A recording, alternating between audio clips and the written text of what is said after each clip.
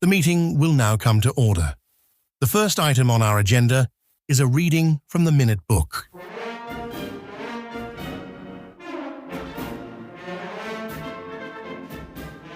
Welcome to Minute Book, the podcast where we dust off forgotten ledgers and explore the secret and sacred history of America's fraternal world. I'm Heather Calloway. And I'm Seth Anthony. Today, we're heading back to 1881 to spotlight a fascinating organization founded in Baltimore, the United States Benevolent Fraternity, or USBF, created by a man named Thomas H. McEachin. It's one of those names that doesn't appear in bold type in the history books, but McEachin's USBF was part of a powerful wave of mutual aid societies, and it had some bold ideas that deserve a closer look. Baltimore in the 1880s was a city of opportunity and uncertainty. Industrial jobs were booming, but so were workplace injuries, early deaths, and economic instability. There wasn't much of a safety net, unless you built one yourself. Enter Thomas H. McEachin, drawing on successful models like the Royal Arcanum and the American Legion of Honor. He helped launch the United States Benevolent Fraternity, a group offering death benefits, total disability coverage, and even annuity benefits to its members.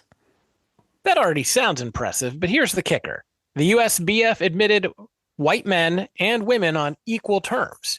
In 1881, that was a revolutionary move in the world of fraternal societies. You know, it really was. While many groups had women's auxiliaries or ladies' branches, the USBF gave women full and equal membership in the same order. They were eligible for the same benefits and took part in the same rituals. The organization grew quickly with lodges from Maryland to Ohio, Pennsylvania, Nebraska, Missouri, Wisconsin, and the Carolinas. Their aim was always national reach and mutual protection for working and middle-class families. Okay, Heather, I've got to ask, why don't we hear more about the USBF? I mean, death benefits, annuities, gender equality in the 1880s should be on a plaque somewhere. Right? Honestly, it's one of those organizations that was just ahead of its time, but it didn't last long enough to get institutional memory. Plus, let's be honest, the name doesn't exactly jump out at you. The United States Benevolent Fraternity sounds more like a government agency than a lodge group. I keep picturing a building full of beige filing cabinets. Yeah, totally. But behind that dull name was real innovation. This was a group that said, hey, no one's looking out for us, so we'll look out for each other. And they actually did it. Monthly support checks for injured members, funeral benefits delivered when a breadwinner died, retirement annuities. That's not ceremonial fluff. That's real community care. And I can't overstate how radical it was to bring women in as full members. Not as the ladies of or the daughters, but full partners. That's decades ahead of the curve. Yeah, the group had its limits, still whites only, a little problematic by modern standards, but in terms of structure and mutual aid, it was punching above its weight. Yeah, it's a great reminder that fraternal history is practical history. It's how people really built resilience before the state offered it. Yeah, it's grassroots Social Security with a gavel and maybe a little Latin thrown in. Exactly. Like many fraternal organizations of the time, the USBF had rituals. They weren't there just for show. They were designed to build bonds of loyalty and service. Members participated in symbolic ceremonies that emphasized charity, protection, and lifelong fraternity. But behind those candles and robes were real benefits. The USBF paid monthly stipends to members with total disability, funeral expenses to grieving families, and annuities to aging members. This wasn't just theoretical. It was a working insurance system run by everyday people.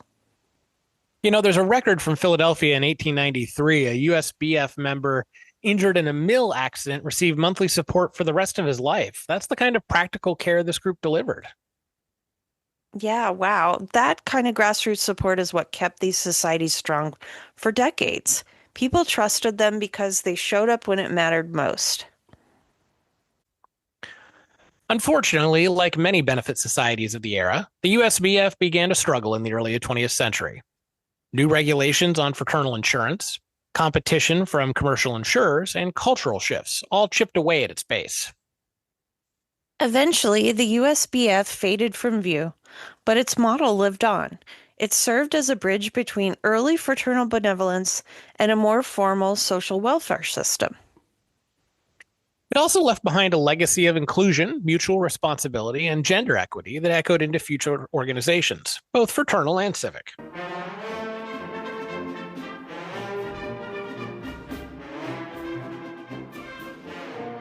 So let's talk a little bit more about the man behind the United States Benevolent Fraternity, Thomas H. McGetchen. He was born in 1846 in Cincinnati, Ohio, right in the middle of a growing and restless nation. And what a time to be born. He was coming of age during the Civil War, likely seeing firsthand how fragile life could be. That probably shaped his thinking around mutual support and fraternal security later in life. His father was 42 and his mother just 20 when he was born, which already says something about the complexity of family life in that era. And he moved around. By 1880, he was living in Baltimore, and by 1905, he had moved to Brooklyn. So that's a pretty classic East Coast fraternal trajectory, right? Baltimore to Brooklyn. That's like going from the engine room of post-war mutual aid to the rising towers of fraternal finance and consolidation. Well, exactly. When he died in 1918, at the age of 71, he was buried back in Cincinnati, where it all began. So even though his organization spread nationally, his life traced a full circle. I think one of the most fascinating things about USBF and groups like it is how they burned bright and fast. They appear in newspapers and ledgers, and then almost overnight, they're gone. They disappear. Absolutely. It's like fraternal history is full of these phantom institutions. One generation builds them, the next one joins, and then somehow they just fade. And all we're left is fragments, membership pins, bylaws, some gravestones with initials on them, and here we are trying to piece it all together. Sure, it makes you wonder, was USBF a victim of its own ambition, or was it just the natural cycle? Form, flourish, fragment? Sometimes these groups merged into others, or their missions got absorbed by bigger, more stable players, but often it was just a lack of new members and changing times. Exactly. Industrial life shifted, the state got involved in social insurance, and the glue that held these groups together, a shared experience, proximity, and ritual, started to dissolve. Heather, USBF opens the door to a lot of related topics. Like, we should totally do an episode on fraternal benefit societies that allowed women as full members. USBF was early, but it wasn't the only one. Yes, maybe a deep dive into how burial benefits worked. Like, how did a lodge in Ohio actually get money to a widow in Alabama? And what were the logistics in this? And of course, there's always the topic of fraternal migration, groups that moved with people from city to city, state to state. What did it mean for identity when your lodge followed you? Yeah. And another good one, something like fraternal failures, the groups that started with great energy and ideals like USBF, but then they just couldn't hold on. What caused that collapse? Ooh, the archive is the lodge, a whole episode on what it means to preserve these fragments and reconstruct a legacy from scraps. Ooh, that might be my favorite, of course. USBF didn't last, but its idea did. Mutual aid, belonging, and remembrance.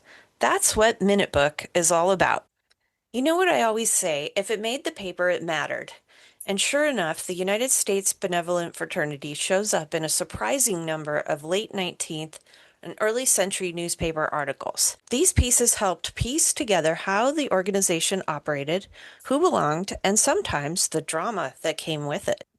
Okay, here's one that caught my attention. So one of the articles I found was in the National Republican, published on Saturday morning, September 8th, 1883.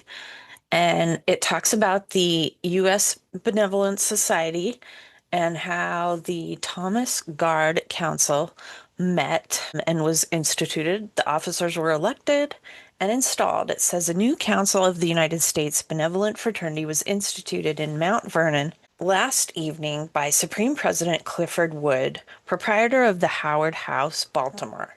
And he was assisted by the past Supreme President Thomas McEachen, Vice Supreme President Alexander Wiley, Supreme Secretary William King, Deputy Supreme Secretary George Sheave, Supreme Treasurer Thomas S. Clark, and there goes on with some other names. The council was christened as Thomas Guard Council in respect to the memory of the late Reverend Thomas Guard, Supreme Prelate.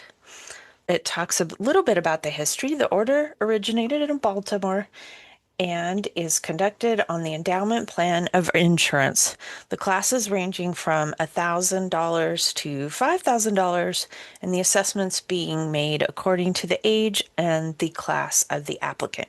The order has been in existence for 2 years and has already been introduced to 13 different states. Pioneer Council was instituted in this city about 9 months since. And the new council starts with 45 chapter members. So that's great. You can hear how official and civic-minded they were trying to be, just like the Royal Arcanum or the American Legion of Honor. They really wanted legitimacy. Yeah, and they were really public about their work. Then we have another article that I was able to find, published in the Daily Dispatch from Richmond, Virginia on Saturday morning, May 27th, 1882. On Thursday night at Wilkinson's Hall, they installed and began the USBF with 34 members. It's the first council of the order in the city. So this is Richmond again. It talks about its benefits again for $1,000 to $5,000 upon the death of a member. And it goes through a ton of names of people again that joined. And then there was another article that we found in the Sunday Herald from Sunday, January 11th, 1891. And there's a whole section in this paper about news of the lodges. And so it starts out saying an interesting budget of secret society items, Masonic personal and lodge notes, installing new officers, activity in the tents of the Rechabites, and what the followers of the Golden Cross are doing. And of course, the first thing in all these articles is a list of Masonic lodges and where they meet. And it goes on, but we're going to skip to the United States Benevolent Fraternity, and it says last Friday evening, Deputy Supreme President Alonzo Eaton installed the officers of the Thomas Guard Council as follows, and it lists the people who were elected, and it says they also had some applications for membership. These little entries tell you the USBF was doing real financial work for real people. And that ties right back to what we said earlier. Fraternal orders weren't just ceremonial, they were functional. These newspaper records give us a breadcrumb trail of activity, even if the organization's archives didn't survive. Exactly. You may not find USBF Lodge standing today, but you will find them in legal notices, obituaries, and fraternal roundups of local newspapers. So, why do we remember the United States Benevolent Fraternity today? Because it tells us something about how people cared for one another when institutions didn't, and how they organized that care into sustainable, even sacred systems. It's easy to forget that the roots of social protection in America weren't just government programs. They were brotherhoods, sisterhoods, fraternal orders that took care of their own. And even though USBF didn't survive, its story helps us remember the dignity of mutual aid. That's worth more than just a line in a ledger. It's a legacy. Thanks for joining us on this episode of Minute Book. If you want to see photos or artifacts from the USBF or recommend future topics, follow us on Instagram at @MinuteBookHistory. And if you know of a local lodge hall, a dusty medal, or a family story about fraternal life, reach out. We'd love to hear from you. Until next time, keep the record open and the light of history burning. With no further business before us, I hereby declare this meeting adjourned. Until next time on Minute Book. This episode of Minute Book was written and hosted by me, Heather Calloway, along with my co-host Seth Anthony. We are in search of production support. If you are interested, please reach out. Our theme music today is Riding the Goat by Charles Barnhouse as Jim Fisk from 1919.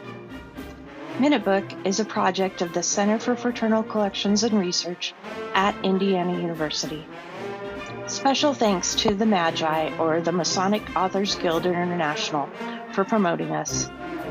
Follow us on Instagram or YouTube at Minute Book History or at Fraternal Collections.